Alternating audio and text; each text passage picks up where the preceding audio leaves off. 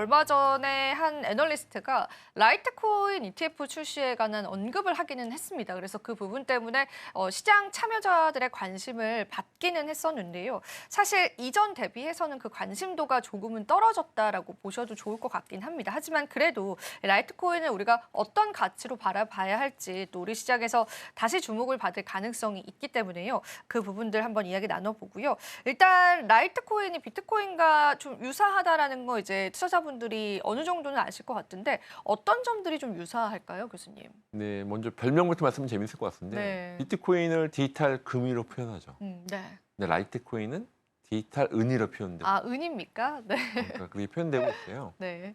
또 말씀드렸지만 여러 가지 유사한 점이 있는데 비트코인에서 원래 네트워크 2,100만 개에서 라이트코인은 좀 가볍게 말 그대로 라이트하다 가면 그러니까 페이먼트라든지 좀 가볍게 속도도 빨리 하기 위해서 그래서 제 기억으로도 비트코인이 워낙 대세 지금도 뭐 가장 대세지만 그것들을 실제 페이먼트라든지 여러 가지 활용할 때 대체로 쓸 수 있는 프레이트를 라이트코인을 많이 썼었어요. 그래서 여러 가지 면에서 유사할 수 있는데 첫 번째는 탈중앙입니다. 그래서 두 코인 모두 중앙기관의 통제 없이 운영되는 탈중앙 네트워크를 사용하고요. 두 번째는 작업 증명 합의 메커니즘입니다. 그래서 두 코인 모두 새로운 블록을 생성하고 검증하기 위해서 작업 증명 방식 프로프 오브 워크를 사용하게 됩니다. 세 번째는 제한된 공급량입니다. 비트코인은 2,100만 개고요. 라이트코인은 8,400만 개로 최대 발행량이 제한되어 있습니다. 이게 또 유사한 부분이죠. 그렇네요. 네 번째는 피어투피어 거래라서 두 코인 모두 중개자 없이 직접적인 거래를 가능하게 된. 크게 보면 네 가지가 유사한 점이라고 볼 수가 있습니다. 재밌는 거는 비트코인은 디지털 금, 그리고 라이트코인은 디지털 은으로 표현돼서 굉장히 유사한 네 가지 점이 유사한 점이라고 보시면 될 것 같습니다. 라이트코인은 이제 디지털 은의 관점에서 보면 될 것 같고 일단 공급량 자체가 비트코인 대비해서는 조금은 많긴 하지만 그래도 확실히 딱 정해져 있네요. 8,400만 개로 최대 발행량이 제한되어 있기 때문에 시장에서 주목을 받을 법도 한데 최근 들어서는 시가총액상으로는 그렇게까지 이제 주목받는 느낌은 아니긴 한데요. 분명히 비트코인과의 차이점이 있기 때문에 이런 거지 않을까 싶어요, 교수님. 어떤 차이점들이 좀 있을까요? 예, 해시 알고리즘은 다릅니다. 비트코인은 SHA-256이라는 사용하는 반면에 라이트코인은 스크립트 알고리즘 뭐 SCRYPT라고 하는 표현이 되는데요. 이게 나중에 자막이 나와서 보실 것 같은데 SCRYPT 알고리즘을 사용해서 일단 해시 알고리즘 자체가 다르다. 요즘에 암호 컴퓨터 워낙 퀀텀 컴퓨터 때문에 네. 이슈가 많이 됐는데 그래서 사실은 이 해시 알고리즘 자체는 비트코인은 SHA-256 이 대표적인 해시 알고리즘이고요. 라이트코인은 S크립트 알고리즘 써서 그 좀 해시 알고리즘 차이가 좀 있고요. 두 번째는 블록 생성 시간입니다. 비트코인은 10분 워낙 유명하죠. 라이트코인은 한 2.5분마다 새로운 블록을 생성해서 블록 생성 시간이 좀 다르고요. 그래서 트랜지션 속도가 라이트코인은 비트코인보다 빠른 거래 확인 시간을 제공합니다. 그래서 지금 비트코이너들이 결제할 때는 라이트코인을 많이 썼던 부분이 이런 이유가 있었던 거죠. 네 번째는 최대 공급량이죠. 비트코인은 2,100만 개 말씀드렸지만 라이트코인은 8,400만 개로 더 많은 코인을 발행할 수 있습니다.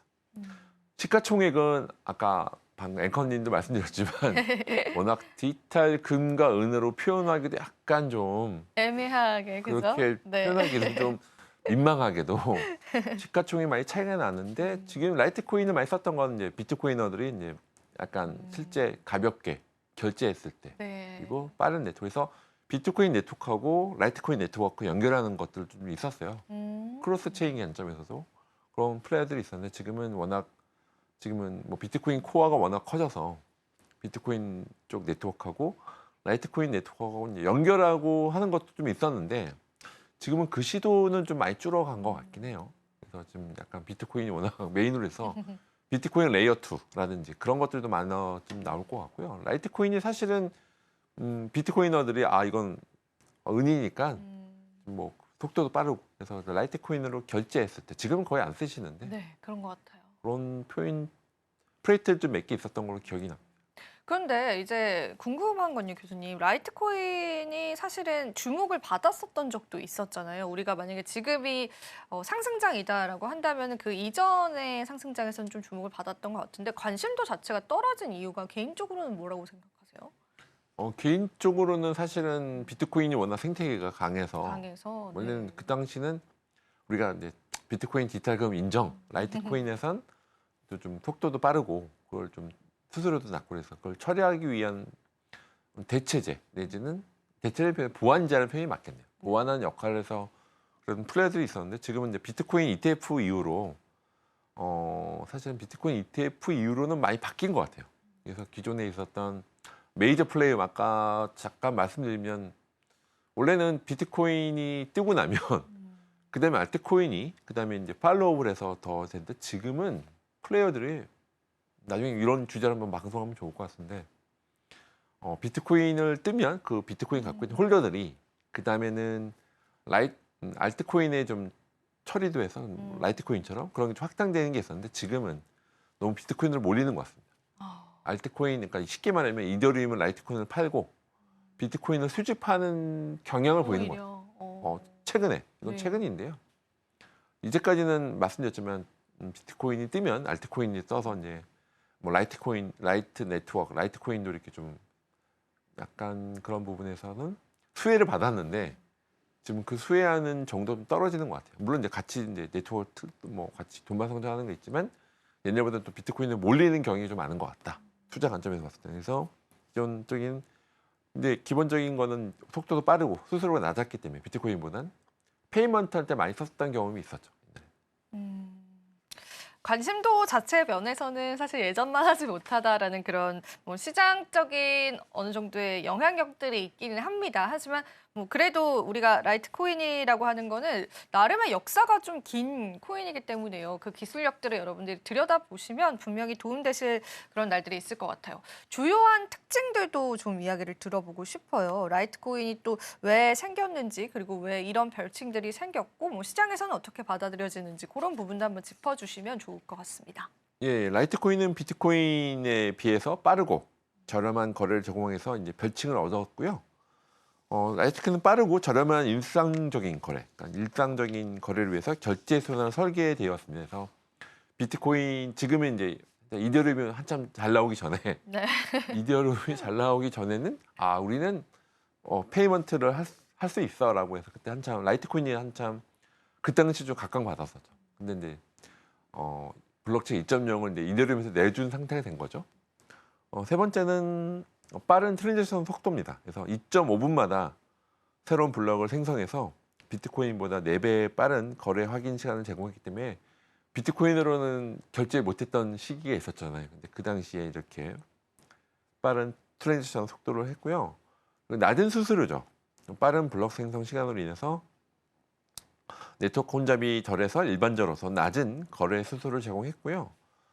투자 가치에 대한 부분들은 그래서 그 당시에는 이더리움 2.0, 그러니까 블록체인 2.0을 부르는 이더리움이 한창 득세하기 전에는 우리가 이제 그 다음 비트코인 다음이야 우리가 했을 때가 있었는데 지금은 이제 이더리움을 완전 힘이 넘어갔다 보시면 될 거예요. 가격 변동 요인에 대해서는 뭐 비트코인 가격 변동이라든지 반감기, 뭐 시장 심리, 네트워크 사용 등 다양하게 라이트코인에 대한 영향을 미치게 됩니다. 실제 사용 사례라는 저도 이제 그때 제가 아는 분이 이제 라이트코인으로 페이먼트 하는 거 관심이 많았던 거 기억이 나는데 빠른 결제가 필요한 소매 거래라든지 온라인 상거래에서 사용되고 있는 경우가 있었습니다. 그래서 네트워크 활성화 부분에서는 그래서 라이트코인이 현재는 약간 옛날보다는 덜하지만 그래도 네트워크는 어떤 꾸준히 사용되고 있고 특히 빠른 거래가 됐을 때 특히 이제 이더리움 말고 비트코이너들 같은 경우에는 그 안에선 그 에코 안에서 분명히 썼던 부분이 있어요. 그래서 경쟁력으로는 빠른 거래 속도하고 낮은 수수료로 인해서 소액 결제, 큰 결제, 뭐 소액 아주 마이크로 페이먼트처럼 많이 썼던 경우가 있었습니다. 그리고 또 한계점에 또 언제 말씀드리면 비트코인이나 이더리움에 비해서 개발자 생태계가 상대로 적고 혁신적인 기능 추가가 좀 더딘 편입니다. 그래서 이런 생태계 플레이어 워낙 뭐 비트코인 코어 개발자, 이더리움 개발자는 많은데 라이트닝 네트워크 개발자 숫자는 좀 적죠. 한계점에 대한 부분들에서 이제 이런 확실한 차이점이 있고요. 규제 위험도 있습니다. 왜냐하면 비트코인은 이미 탈중앙 네트워크 그리고 라이팅 네트워크도 탈중앙 이해는 뭐 인지를 받고 있는데 다른 화폐와 마찬가지로 규제 변화 정책에 영향을 받을 수가 있습니다. 반감기가 또 있는데요.